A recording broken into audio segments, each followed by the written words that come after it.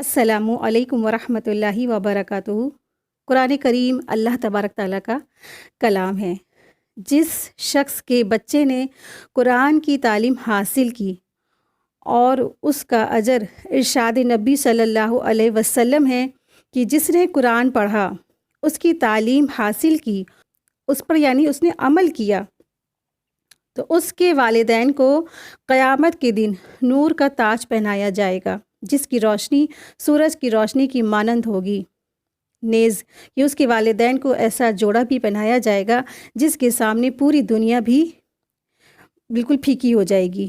وہ دونوں کہیں گے ہمیں یہ کس کے صلے میں پہنایا گیا ہے؟ تو جواب دیا جائے گا یعنی کہ تم دونوں کے بچوں نے قرآن جو سیکھا ہے دنیا میں، اس کے صلے میں تمہیں یہ جو انعام دیا گیا ہے۔ تو اللہ سبحانہ تعالیٰ سے دعا ہے کہ اللہ تبارک تعالیٰ آپ کی اور ہماری کوششوں کو قبول فرمائے اور آپ کو اور ہمیں ان صالح اولادوں میں شامل فرمائے جن کی وجہ سے ان کے والدین کو قیامت کے دن نور کا تاج پہنایا جائے گا۔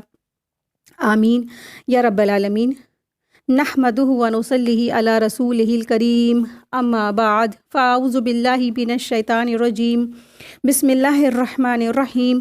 رب اشرح لی صدری ویسر لی امری واحلل عقدۃ من لسانی یفقہوا قولی، ربی زدنی علما، ربی یسر ولا تعسر وتمم بالخیر وبک نستعین، آمین یا رب العالمین۔ سورہ بقرہ آیت نمبر 40۔ اس کے کچھ اہم پوائنٹ رہ گئے تھے، تو اس کے بارے میں آج ہم دیکھتے ہیں، آج ہم جانیں گے۔ بسم اللہ الرحمن الرحیم۔ یا بنی اسرائیل اذکروا نعمتی التی انعمت علیکم واوفوا بعہدی اوفی بعہدکم وایای فارہبون۔ اے بنی اسرائیل، تم میری نعمتوں کو یاد کرو، وہ جو میں نے تم پر انعام کی تھی، اور تم میرے عہد کو پورا کرو، میں بھی تمہارے عہد کو پورا کروں گا، اور مجھی سے ڈرو۔ وَإِيَّايَ فَارْهَبُونَ، اور صرف مجھی سے ڈرو۔ یہاں پہ بنی اسرائیل کے لیے اسرائیل جو الفاظ آیا ہے، تو اب اس رکوع سے بنی اسرائیل کی تاریخ کا تفصیلی تذکرہ شروع ہو رہا ہے، جو امت مسلمہ سے پہلے اقوام عالم کی قیادت اور سیادت کے منصب پر فائز تھے، اس لیے ان کا تفصیلی تذکرہ ہو رہا ہے۔ یہاں سے ان کو اللہ سبحانہ تعالیٰ نے اس لیے چنا تھا کہ وہ لوگوں کو نیکی کا حکم دیں گے اور برائی سے روکنے والے ہوں گے، لیکن مسلسل ان کی نافرمانیوں کی وجہ سے اللہ سبحانہ تعالیٰ نے ان سے وہ عہدہ چھین لیا۔ اب ان کی جگہ، ان کی جو جگہ ہے، اب کس نے لے لی ہے؟ امت مسلمہ نے، یعنی کہ امت محمدیہ نے، تاکہ اب جو جرائم بنی اسرائیل نے کیے ہیں وہ بنی اسماعیل نہیں کرے۔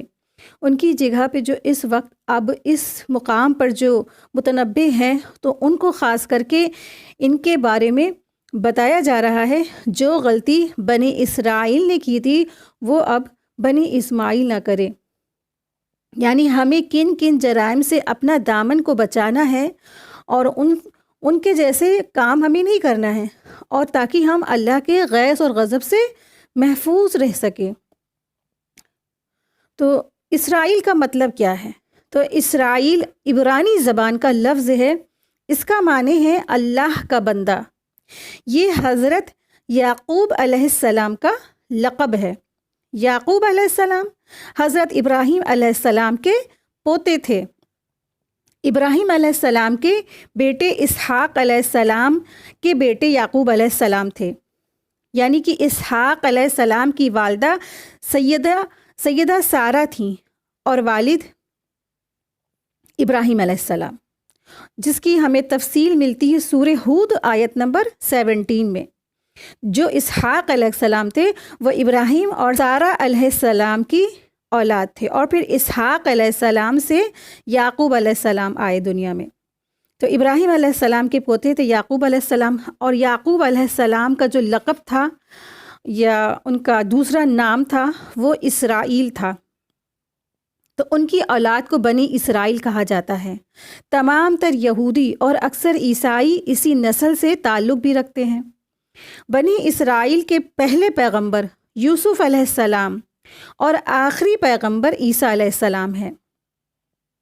مدینہ منورہ میں جب یہودیوں کی اچھی خاصی تعداد آباد تھی، اس وقت آپ صلی اللہ علیہ وسلم جب مکہ سے ہجرت کر کے مدینہ تشریف لائے تو آپ صلی اللہ علیہ وسلم نے یہودیوں کو اسلام کی دعوت دی اور ان سے امن کا معاہدہ یعنی کانٹریکٹ بھی فرمایا۔ لہٰذا سورہ بقرہ مدنی صورت ہے اور اس آیت میں آیت 40 سے لے کے یعنی سورہ بقرہ آیت 40 سے آیت 143 تک مسلسل بنی اسرائیل کا تذکرہ ہے، جس میں انہیں اسلام کی دعوت دی گئی ہے اور نصیحت دی گئی ہے۔ آیت 40 میں ان کو یاد دلایا گیا ہے کہ اللہ تعالیٰ نے ان پر کیسے کیسے انعامات فرمائے تھے۔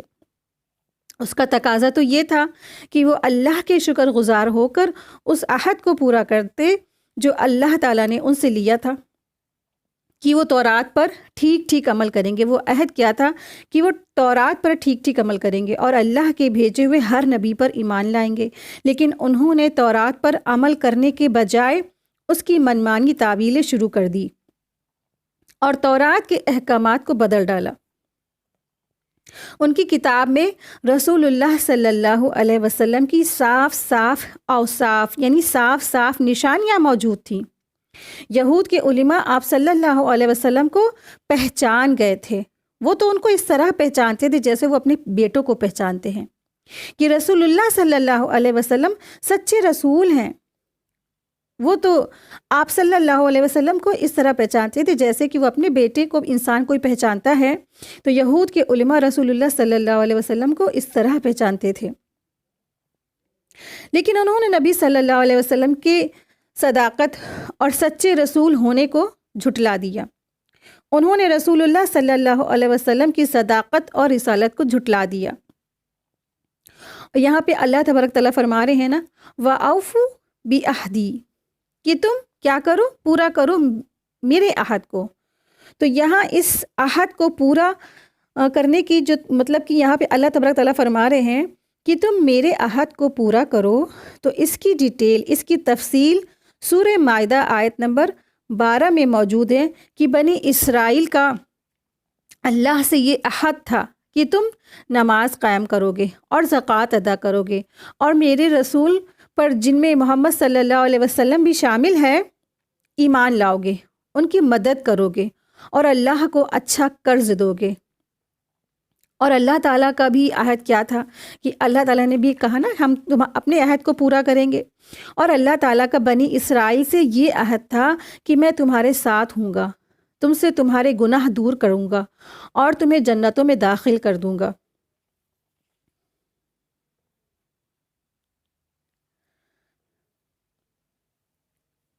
لیکن اس کے برعکس، اس کے اپوزٹ سارے کام بنی اسرائیل نے کیے۔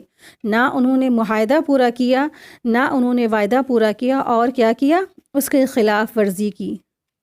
تو اب مسلسل ہم یہاں سے بنی اسرائیل کے بارے میں پڑھتے چلے جائیں گے، ذکر ہے اس کے آیتیں یہیں پہ، اسی وجہ سے اسی کی آیتیں ہیں یہاں پہ۔ تو بنی اسرائیل نے جو نافرمانیاں کی تھیں وہ امت مسلمہ کو نہیں کرنی ہے۔ آیت 41 وَآمِنُوا بِمَا أَنزَلْتُ مُصَدِّقًا لِمَا مَعَكُمْ وَلَا تَكُونُوا أَوَّلَ كَافِرٍ بِهِ وَلَا تَشْتَرُوا بِآيَاتِي ثَمَنًا قَلِيلًا وَإِيَّايَ فَاتَّقُونِ، اور اس کتاب پر ایمان لاؤ جو میں نے نازل کی ہے، جبکہ وہ اس کتاب کی تصدیق کرنے والی ہے جو تمہارے پاس ہے، اور تم اس کا سب سے پہلے انکار کرنے والے نہ بنو۔ اللہ تبارک تعالیٰ فرماتے ہیں کہ جو کتاب یعنی قرآن مجید میں نے حضرت محمد صلی اللہ علیہ وسلم پر نازل فرمائی ہے، اس کو دل و جان سے سچ مان لو، کیونکہ اس کی تصدیق تمہاری کتابوں میں کی جا چکی ہے، اور قرآن مجید تمہاری کتابوں کی تصدیق کرتا ہے، کیونکہ بنی اسرائیل اہل کتاب ہیں، اور مدینہ کے لوگ ان پڑھ جاہل ہونے کی وجہ سے بنی اسرائیل سے بہت ہی مرعوب تھے۔ اہل مدینہ حضرت محمد صلی اللہ علیہ وسلم اور قرآن کی تصدیق کے لیے یہودی علماء کے پاس آتے تھے اور پوچھتے تھے کہ جو رسول اللہ صلی اللہ علیہ وسلم کہتے ہیں کہ وہ نبی ہیں، کیا یہ بات سچ ہے؟ تو ان کے یہود کے علماؤں نے اس چیز کا انکار کیا، یعنی کہ اس کتاب کا سب سے پہلے تم انکار کرنے والے نہ بنو، اور تم میری آیتوں کو تھوڑی قیمت میں نہ بیچو اور مجھی سے ڈرو۔ اللہ تبارک تعالیٰ فرما رہے ہیں بنی اسرائیل سے بھی خطاب ہے اور امت مسلمہ سے بھی خطاب ہے کہ کیا نہیں کرنا ہے، کہ اللہ کی بات ماننی ہے۔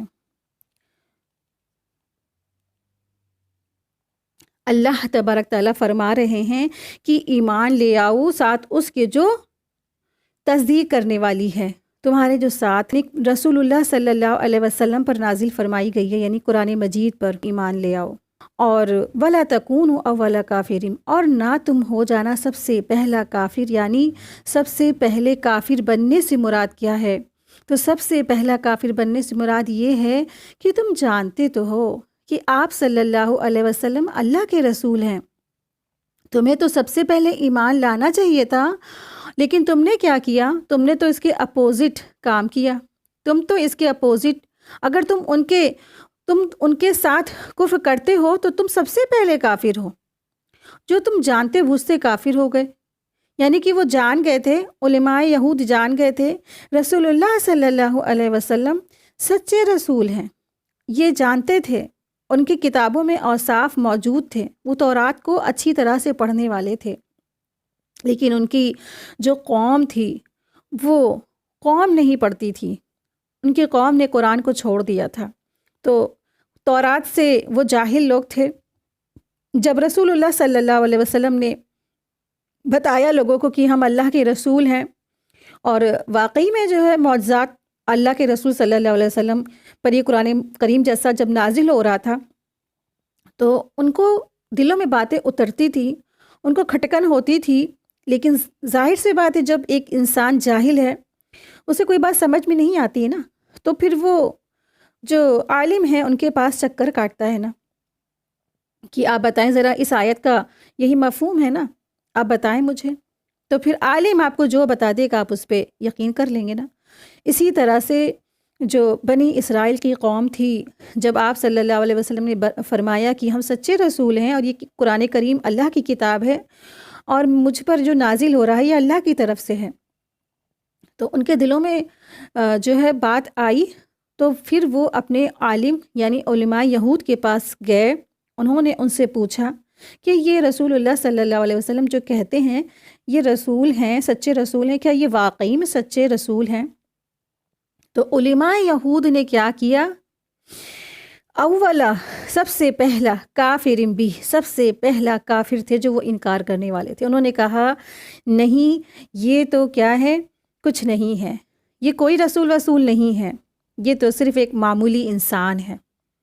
سب سے پہلے کفر کرنے والے تھے وہ علماء یہود، جو عالم تھے، جو جانتے تھے، آپ صلی اللہ علیہ وسلم کو اچھے سے پہچان گئے تھے، صرف اور صرف حسد کی وجہ سے، صرف اور صرف تکبر کی وجہ سے، اس حسد اور علم کی تکبر اور بڑائی کی وجہ سے انہوں نے رسول اللہ صلی اللہ علیہ وسلم کا انکار کر دیا، اور انہوں نے کہا کہ یہ کیا ہے، یہ کوئی جو ہے رسول نہیں ہے اور ایک ہی معمولی انسان ہے۔ اس طرح سے انہوں نے رسول اللہ صلی اللہ علیہ وسلم کا انکار کر دیا۔ وَلَا تَشْتَرُوا بِآيَاتِي ثَمَنًا قَلِيلًا، اللہ تبارک تعالیٰ فرماتے ہیں کہ میری آیات کو تھوڑی سی قیمت میں نہ خرید فروخت کرو۔ اس کا یہ مطلب بھی نہیں ہے کہ اگر زیادہ معاوضہ مل جائے تو احکام الہی کا سودا ہی کر لیا جائے، بلکہ مطلب یہ ہے کہ احکام الہی کے مقابلے میں دنیاوی فائدوں کو اہمیت ہی نہیں دینا ہے۔ احکام الہی یعنی اللہ کے احکامات تو اتنے قیمتی ہیں کہ ساری دنیا کا مال اور ساری دنیا کی فائدہ، ساری دنیا کے خزانہ بھی اس کے مقابلے میں بہت تھوڑا سا ہے۔ یہ خطاب سارے علماؤں سے ہے، سارے عالموں سے ہے۔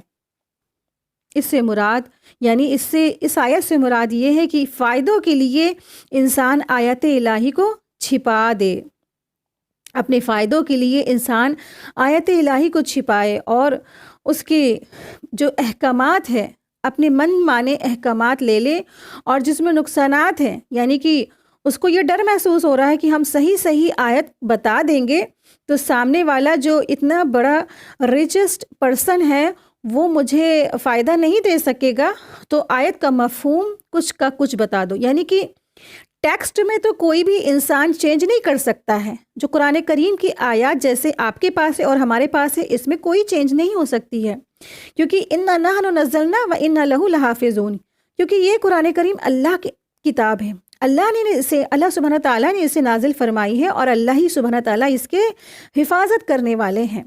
ٹیکسٹ میں کوئی گڑبڑ نہیں ہو سکتا، لیکن اس کے جیسے ٹرانسلیشن ہے، ترجمے میں لوگ چینج کر دیتے ہیں، اسی طرح سے بنی اسرائیل نے بھی جو توریت کے احکامات کیا کرتے تھے، انہوں نے بھی توریت کے جو احکامات تھے اس کے آیتوں کا مفہوم بھی وہ چینج کر دیتے تھے۔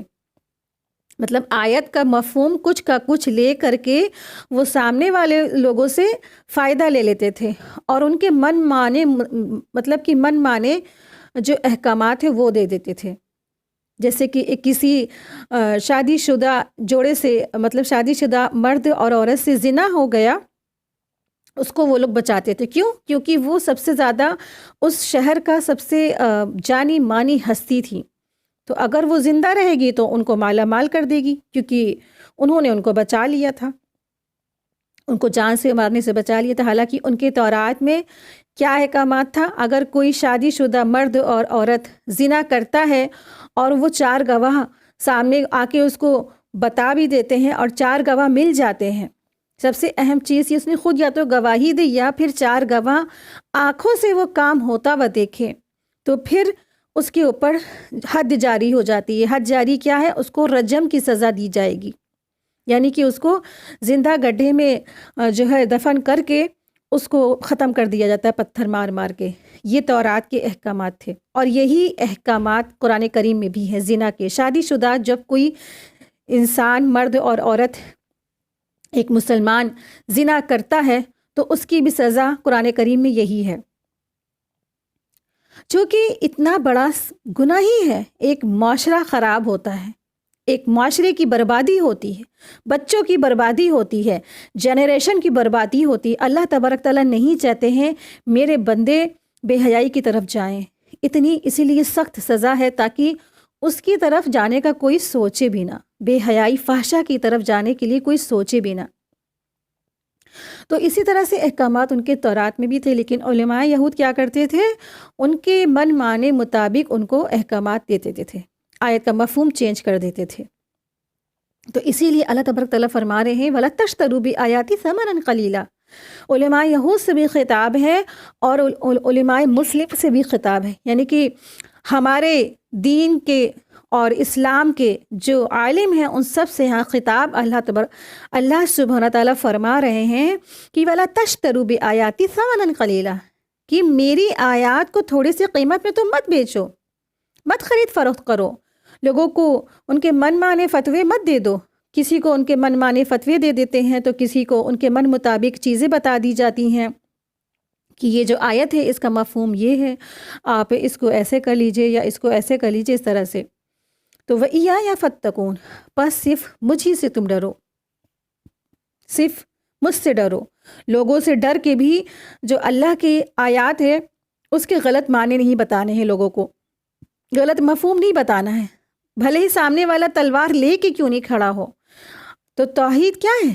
یہی تو توحید ہے۔ اگر میری زندگی نہیں ہے تو ہم نہیں بچیں گے، سامنے والا ہمیں ختم کر دے تو ختم کر دے۔ اگر میری اللہ تعالیٰ نے زندگی اتنی لکھی تو بالکل ہم جئیں گے، اور موت ہے تو ہم موت واقع ہو جائے گی۔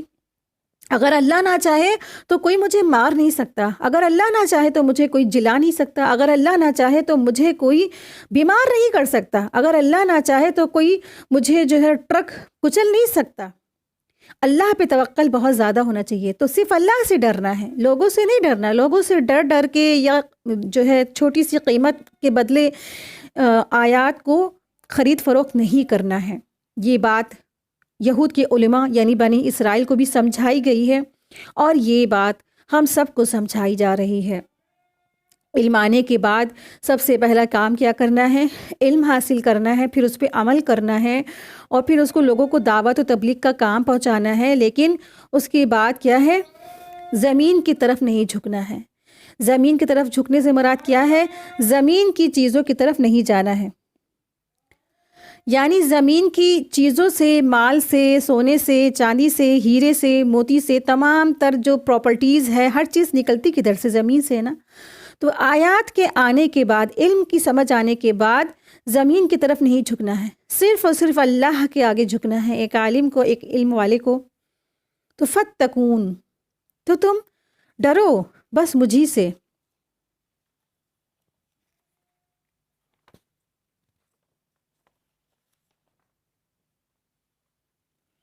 آیت 42، وَلَا تَلْبِسُوا الْحَقَّ بِالْبَاطِلِ وَتَكْتُمُوا الْحَقَّ وَأَنْتُمْ تَعْلَمُونَ۔ اور حق کو باطل کے ساتھ خلط ملط نہ کرو، اور حق کو مت چھپاؤ حالانکہ تم جانتے ہو۔ تو اس آیت میں یہودی علماء کو متنبہ کیا جا رہا ہے کہ تم اس گندی حرکت سے باز آ جاؤ، حق کو باطل کے ساتھ خلط ملط نہ کرو، لوگوں کو محمد مصطفیٰ صلی اللہ علیہ وسلم کی رسالت مت چھپاؤ، یعنی کہ رسول اللہ صلی اللہ علیہ وسلم کی جو تم نے رسالت چھپائی ہے اس کو مت چھپاؤ، اور آپ صلی اللہ علیہ وسلم کے اوصاف جو صحیح بتائے گئے ہیں تورات میں اس کو بتاؤ، اور اس پر خود بھی عمل کرو اور لوگوں سے عمل کرنے کو کہو، اور سچ کو مت چھپاؤ۔ اور یہی خطاب اہل علم یعنی امت مسلمہ کو بھی ہے کہ وہ حق اور باطل کو خلط ملط نہ کرے، یعنی آیات کو، حق کو اور باطل کو خلط ملط نہ کرے۔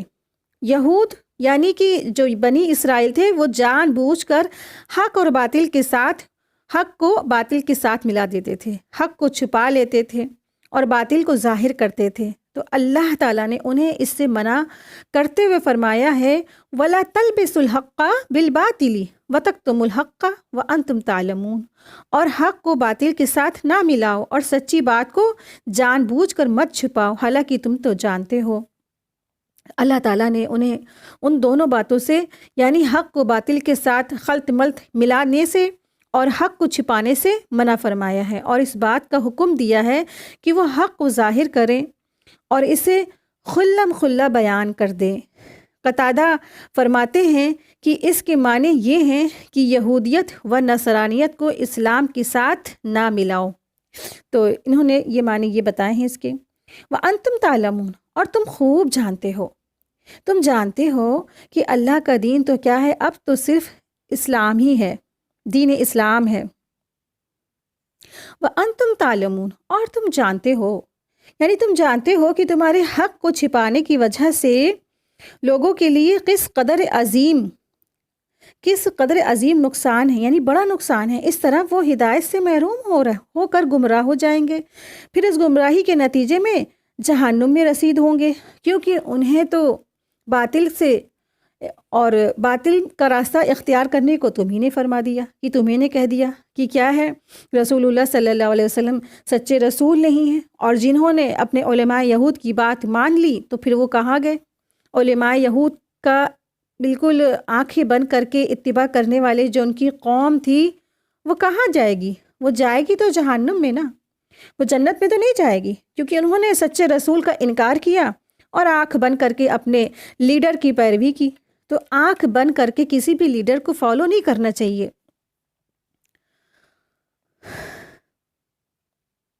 بہت امپورٹنٹ آیت آ رہی ہے جو علماء یہود کے لیے بھی ہے اور خاص کر کے ہم سب کے لیے بھی ہے، بہت خوبصورت آیت ہے۔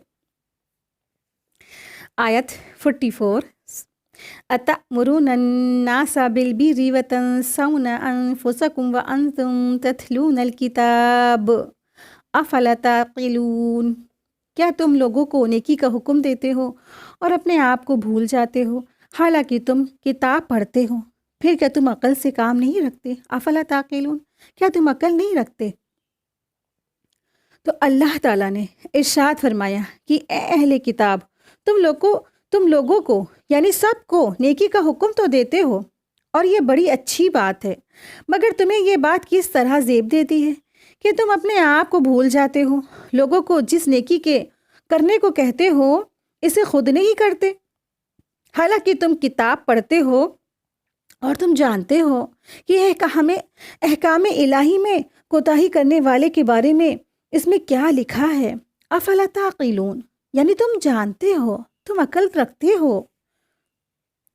ایسے شخص کی اس آیت میں بات کی جا رہی ہے جو جانتا ہے، جسے علم ہے، اور لیکن وہ خود عمل نہیں کرتا ہے، لیکن وہ دوسروں کو کہتا ہے کہ آپ یہ کام کریے، آپ اچھے اچھے کام کیجیے اور برائیوں سے بچیے، یعنی خود عمل نہیں کرتے لیکن دوسروں کو کہتے ہیں کہ آپ اچھے اچھے کام کیجیے۔ تو اللہ سبحانہ تعالیٰ فرما رہے ہیں اتأمرون الناس، کہ تم لوگوں کو تو کہتے ہو کہ بالبر، کہ تم نیکی کرو، وتنسون، اور تم بھول جاتے ہو اپنے آپ کو، انفسکم، اپنے آپ کو، وانتم، اور حالانکہ تم تتلون الکتاب، تم خود بھی تلاوت کرتے ہو، تمہیں خود پتہ ہے، تم سب جانتے ہو اللہ کے احکامات کیا ہیں، اللہ کا کیا حکم ہے۔ تو یہ بہت زیادہ ڈراوے والی ہے چیز، اور ہم سب کو اس سے ڈرنا چاہیے۔ قرآن کریم کی ہر آیت اپنے آپ کو رکھ کر، یعنی کہ ہر آیت کو سوچیں کہ اللہ تبارک تعالیٰ ہم سے فرما رہے ہیں، پس منظر کوئی بھی ہو، لیکن بات کس سے کی جا رہی ہے؟ ہم سے کی جا رہی ہے۔ تو اللہ سبحانہ تعالیٰ آپ سے اور ہم سے کہہ رہے ہیں کہ تم نیکی کا تو لوگوں کو حکم دیتے ہو، لیکن تم اپنے آپ کو کیوں بھول جاتے ہو؟ اور حالانکہ تم تو کتاب کی تلاوت کرتے ہو، تو تم کیوں نہیں عقل رکھتے؟ تو ایسے شخص کے لیے بہت بڑی وعید ہے جو خود نیکی نہ کرے لیکن دوسروں کو نیکی کا حکم دے۔ ایک شخص کو قیامت کے دن لایا جائے گا اور اسے جہنم میں ڈال دیا جائے گا، جس سے اس کی آنتیں باہر نکل آئیں گی۔ وہ جہنم میں ان کے ارد گرد چکر کھاتا رہے گا، جس طرح گدھا چکی کے ارد گرد چکر کھاتا ہے۔ جہنمی اس کے ارد گرد جمع ہو جائیں گے اور اس سے پوچھیں گے کہ تجھے کیا ہوا؟ کیا تو ہمیں نیکی کا حکم دیتا تھا اور برائی سے منع نہ کرتا تھا؟ وہ جواب دے گا، ہاں، میں تمہیں تو نیکی کا حکم دیتا تھا مگر خود نیکی نہیں کرتا تھا، اور تمہیں برائی سے روکتا تھا مگر خود برائی سے ارتکاب کرتا تھا، یعنی تمہیں تو میں برائی سے روکتا تھا لیکن میں خود برائی کرتا تھا۔ اللہ اکبر۔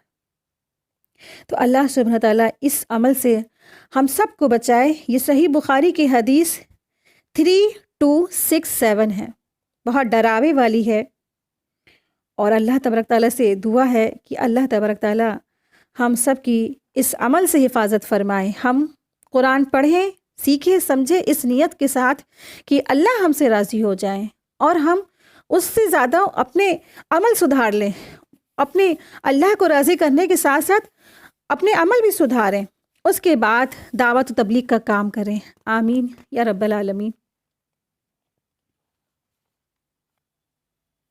آیت 44، وَاسْتَعِینُوا بِالصَّبْرِ وَالصَّلَاةِ وَإِنَّهَا لَكَبِیرَةٌ إِلَّا عَلَى الْخَاشِعِینَ، اور تم صبر اور نماز کے ذریعے سے اللہ کی مدد طلب کرو، اور بے شک یہ بہت بھاری ہے مگر عاجزی کرنے والوں پر بھاری نہیں ہے۔ تو اللہ سبحانہ تعالیٰ فرما رہے ہیں، اللہ تبارک تعالیٰ اپنے بندوں کو حکم دیتے ہوئے فرماتے ہیں کہ دنیا اور آخرت کی چیز اور خیر و بھلائی کی امید رکھتے ہوئے کیا کرنا ہے؟ اس عادت کو اپنانا ہے، اس چیز کو اپنانا ہے۔ کیا ہے؟ صبر اور نماز سے مدد لینا ہے۔ صبر اور نماز، وَاسْتَعِینُوا بِالصَّبْرِ وَالصَّلَاةِ، اور مدد لو صبر اور نماز سے، اور بے شک وہ بھاری ہے مگر ان لوگوں پر نہیں جو عاجزی کرنے والے ہیں، جو اللہ کے آگے جھکنے والے ہیں۔ تو نماز ایک اور صبر سے کام لینا چاہیے، یعنی نماز اور صبر سے کام لینا چاہیے۔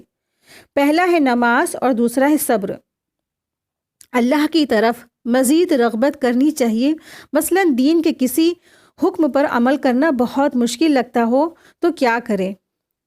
اللہ سے مدد مانگنی ہے کہ اللہ تو اس کام کو میرے لیے آسان کر دے۔ نمازوں میں خشوع اور خضوع نہیں ہے تو اللہ ہی سے مدد مانگے۔ حجاب کرنا مشکل ہے تو اللہ ہی سے مدد مانگے، اللہ ہی سے توفیق مانگے۔ مال خرچ کرنا مشکل ہے تو اللہ ہی سے توفیق مانگے۔ جھوٹ چھوڑنا مشکل ہے تو اللہ ہی سے توفیق مانگے۔ جہاں جہاں جو کچھ بھی چاہیے، جو کچھ بھی چھوڑنا ہے، سب کے لیے اللہ ہی کی طرف رجوع کریں۔ اللہ ہی تو ہے، اللہ تو ہی میرے لیے اس کام کو آسان کر دے۔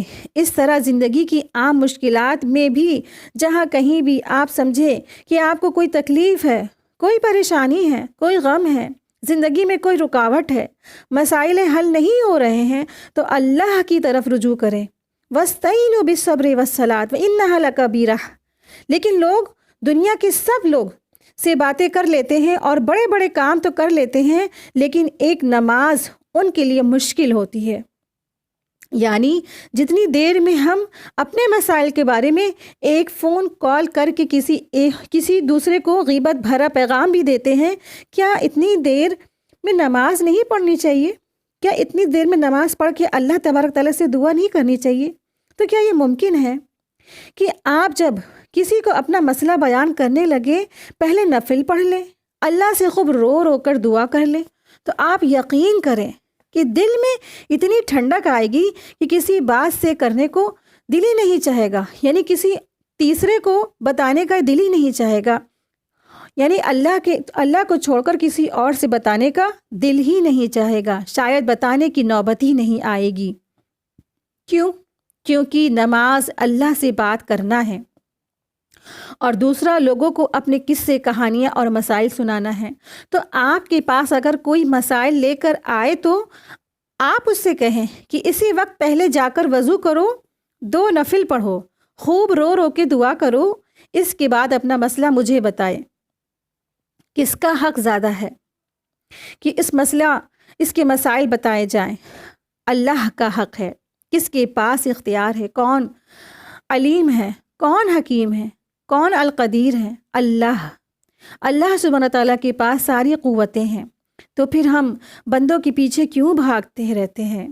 پہلے اللہ سے مدد مانگے، پھر وہ رہنمائی کرے گا کہ کہاں جاؤ، اور لوگوں کے ذریعے جو رہنمائی ہے وہ بھی مل جاتی ہے، ورنہ لوگ کچھ نہیں کر سکتے، کچھ نہیں بتا سکتے۔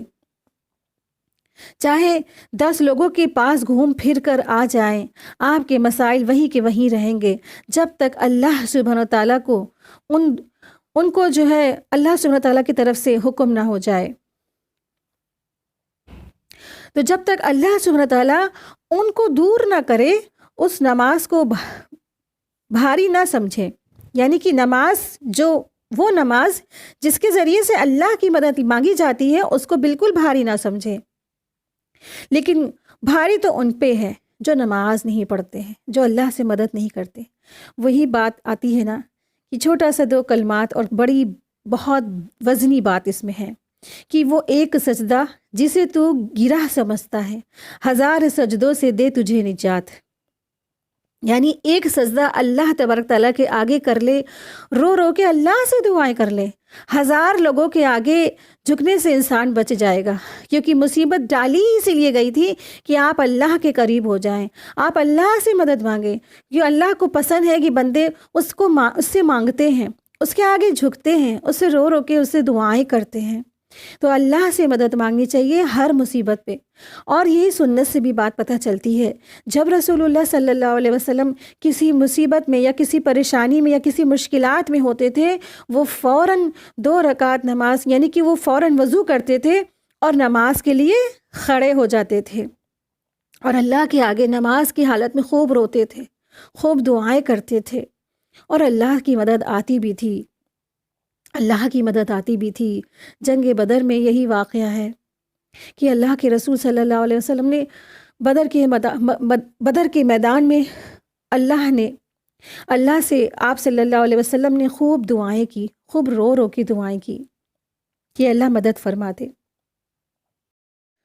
جب بھی مشکلات آئے، جب بھی پریشانی آئے، جب بھی کوئی ایسی مصیبت آئے، تو کیا کرنا ہے؟ سب سے پہلا کام اللہ کے آگے سر سجدے میں رکھ دینا ہے، نماز کے ذریعے سے اللہ کی مدد حاصل کرنی چاہیے۔ اور کیا کرنا ہے؟ وَاسْتَعِينُوا بِالصَّبْرِ، سب سے پہلا پھر صبر کرنا ہے۔ صبر کرنا یعنی کہ صبر کیا ہے؟ اپنے آپ کو روکے رکھنا، تھامے رکھنا، یعنی کہ جو بڑے بڑے آپ نے ڈیم دیکھے ہوں گے، جو ڈیم جو ہوتے ہیں، جن کو باندھے جاتے ہیں، جن کو روکے جاتے ہیں، بڑی سے بڑی پانی کے جو پریشر ہوتا ہے اس کو وہ روکے رکھتے ہیں، تو صبر اسی چیز کو کہتے ہیں۔ کہ انسان اپنے آپ کو تھامے رہے، روکے رہے اور باندھے رکھے اپنے آپ کو، بس سے باہر نہ ہو جائے۔ اور سب سے زیادہ انسان کب بس سے باہر ہوتا ہے؟ بس سے باہر کب ہوتے ہیں لوگ؟ جب کوئی اپنا اس دنیا سے رخصت ہو جاتا ہے نا، اس کے لیے سب سے بڑی تکلیف ہوتی ہے، سب سے بڑا اس کے لیے غم ہوتا ہے، نہ دماغ کام کرتا ہے، نہ عقل کام کرتی ہے، کچھ بھی نہیں کام کرتا ہے۔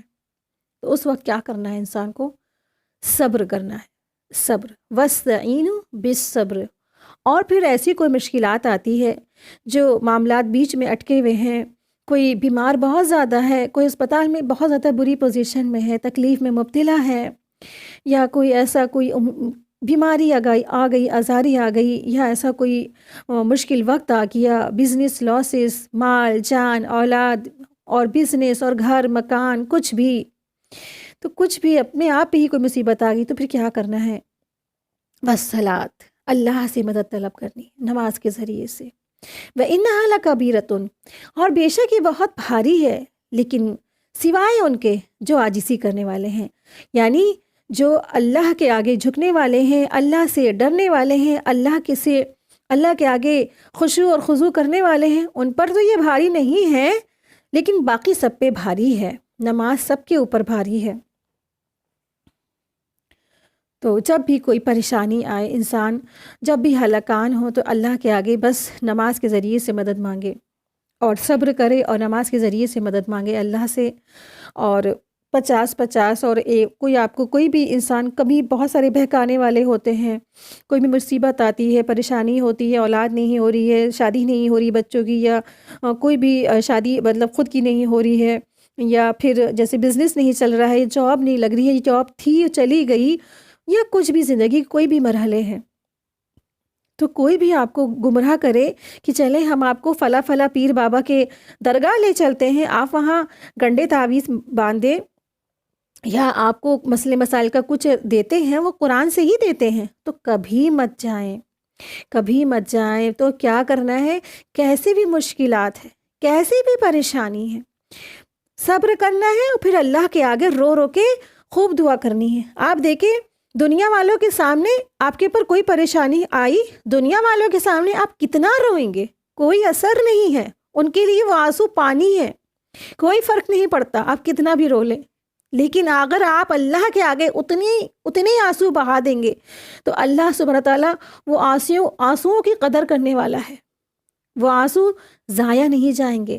اللہ سبحانہ تعالیٰ کی رحمت بہت وسیع ہے۔ جب ایک بندہ اللہ کے خوف سے، اللہ کی محبت میں، ایک جوان جو بندہ ہے وہ اللہ کی محبت اور اللہ کی خوف میں آنسو بہاتا ہے، تو اللہ سبحانہ تعالیٰ اپنے عرش کے سائے میں قیامت کے دن اس کو جگہ دیتے ہیں، عرش کے سائے کے نیچے اس کو جگہ مل جاتی ہے۔ یہ آنسو کی جو قیمت کرنے والا ہے وہ صرف اور صرف اللہ تبارک تعالیٰ ہے، بندوں میں ایسی طاقت نہیں ہے۔ بندوں کے آگے چاہے جتنا رو لیں، چاہے جتنے بھی خون کے آنسو بہا لیں، تو وہ نہیں سمجھیں گے آپ کی پریشانی، وہ نہیں سمجھ سکتے آپ کے دل کی کیفیت، وہ نہیں سمجھ سکتے آپ کا غم۔ لیکن آپ کا غم، آپ کی پریشانی، آپ کی تکلیف، آپ کی مشکلات، آپ کا درد صرف اور صرف اللہ جانتا ہے، اللہ سے بڑھ کے کوئی جاننے والا نہیں ہے۔ اسی لیے کہا جا رہا ہے صبر اور نماز کے ذریعے سے اللہ کی مدد حاصل کرو، باقی سارے رستوں کا انکار کرو۔ کوئی رستہ نہیں ہے، کوئی ایسا رستہ نہیں ہے جن کے ذریعے سے آپ مدد حاصل کریں، صرف اللہ سے مدد مانگیں۔ ایاک نعبد ہے نا، ہم صرف تیری عبادت کرتے ہیں، وَإِيَّاكَ نَسْتَعِينُ، اور ہم صرف تجھی سے مدد مانگتے ہیں، مدد صرف اللہ سے مانگتے ہیں، باقی سب کا انکار ہے۔ یہی توحید ہے۔ آیت 46، الَّذِينَ يَظُنُّونَ أَنَّهُمْ مُلَاقُو رَبِّهِمْ وَأَنَّهُمْ إِلَيْهِ رَاجِعُونَ، جو لوگ اس بات کا یقین رکھتے ہیں کہ وہ اپنے رب سے ضرور ملنے والے ہیں، اور یہ کہ بے شک وہ اس کی طرف لوٹنے والے ہیں، جو یقین رکھتے ہیں کہ وہ اپنے رب سے ملنے والے ہیں، وَأَنَّهُمْ إِلَيْهِ رَاجِعُونَ، اور بے شک وہ اسی کی طرف لوٹ کر جانے والے ہیں۔ تو چاہے کوئی بھی اس دنیا سے چلا گیا، تو ایسا نہیں کہ اگلا چلا گیا اور ہم اس دنیا میں ہمیشہ بیٹھے رہیں گے۔ آج وہ گیا ہے تو کل ہم بھی چاہیں گے۔ تو اللہ تبارک تعالیٰ نے ہمارے کسی پیارے اور عزیز کو ہماری نگاہوں کے سامنے سے اگر لیا ہے تو ہماری آنکھیں کھولنے کے لیے، تاکہ تم کیا کرو، اب تم اپنی تیاری کرو۔ جو شخص اللہ کی ملاقات کو پسند کرتا ہے تو اللہ بھی اس کی ملاقات کو پسند کرتے ہیں، اور جو اللہ کی ملاقات کو ناپسند کرتا ہے تو اللہ بھی اس کی ملاقات کو ناپسند کرتا ہے۔ اپنے دلوں کو ٹٹولیے، کیا مجھے اللہ سے ملاقات کا شوق ہے؟ کیا مجھے اس بات کی چاہت ہے کہ میں ایک دن اپنے رب کو دیکھوں، اس کا دیدار کروں اور وہ مجھ سے راضی ہو جائے اور میری ساری محبتیں اس محبت میں سما جائیں؟ یہ دنیا کی محبتوں کے تجربے تو دراصل اللہ تعالیٰ اپنی طرف لانے کے لیے کراتا ہے۔ تو دراصل اللہ تعالیٰ اپنی طرف لانے کے لیے یہ محبتیں ساری کراتے ہیں، ان چیزوں میں اٹکنے کے لیے نہیں کہ آپ کسی بھی انسان میں اٹک جائیں، اپنی اولاد میں اٹک جائیں مثلاً، یا بہن بھائیوں میں اٹک جائیں، یا والدین، یا کسی بھی چیز کی محبت میں، یا مال و دولت کی محبت میں اٹک جائیں۔ یہ سب چیزیں تو اللہ تعالیٰ نے انسان کے لیے خوشنما بنائی ہیں، انسان کے لیے مزین کی ہیں، تاکہ انسان کو ایک اچھی اور خوبصورت چیز کا تجربہ ہو۔ اللہ سبحانہ تعالیٰ نے اپنی محبت کی مثال بھی دی تو کس سے دی؟ ماں سے، ہے نا۔ اللہ تبارک تعالیٰ اپنی محبت کیسے بتا رہے ہیں نا، کہ اللہ سبحانہ تعالیٰ اپنے بندوں سے 70 ماؤں سے زیادہ محبت کرتے ہیں۔ تو مثال بھی کس کی لائے؟ اللہ تبارک تعالیٰ ماں کی نا۔ خوبصورت چیز کا تجربہ اللہ تعالیٰ نے دیا، اور ایک محسوس چیز کو دیکھ کر ایک غیر محسوس اور غیر معمولی چیز کو ایکسپیرینس کر سکے انسان، اور اس کے بغیر وہ کر نہیں سکتا۔ یعنی اگر ماں کی محبت نہیں ملتی تو وہ اللہ کی محبت کو کیسے سمجھ سکتا؟ تو جب کسی بھی چیز کی محبت ستانے لگے تو فوراً اس اللہ سبحانہ تعالیٰ کی طرف موڑ دیجئے، اور پھر آپ دیکھیں گے کہ آپ کو محبت کے معنی سمجھ میں آنے لگے ہیں۔ حقیقت تو یہ ہے کہ انسان کے دل میں اصل خوشی صرف اس وقت پیدا ہوتی ہے کہ جب انسان اللہ سے محبت کرتا ہے۔ اس محبت کی علامت کیا ہے؟ تو محبت اگر ہمیں ہے اللہ سے، ہم دعوے تو بہت بڑے بڑے کرتے ہیں، تو اس محبت کی علامت کیا ہے؟ اس محبت کی علامت نماز سے ہے۔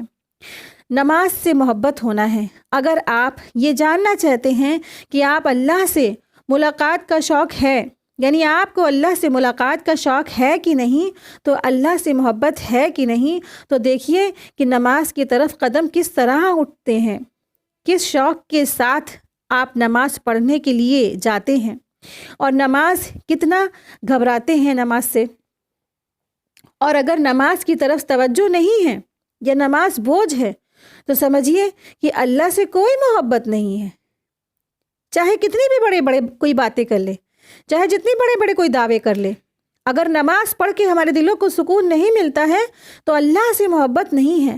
نماز ہماری ایسی ہے، غافل ہے، اور ہمارا دھیان کہیں اور ہمارا جو ہے الفاظ کچھ اور، تو پھر نماز نہیں ہے وہ، پھر وہ کیا ہے؟ ایک بوجھ ہے۔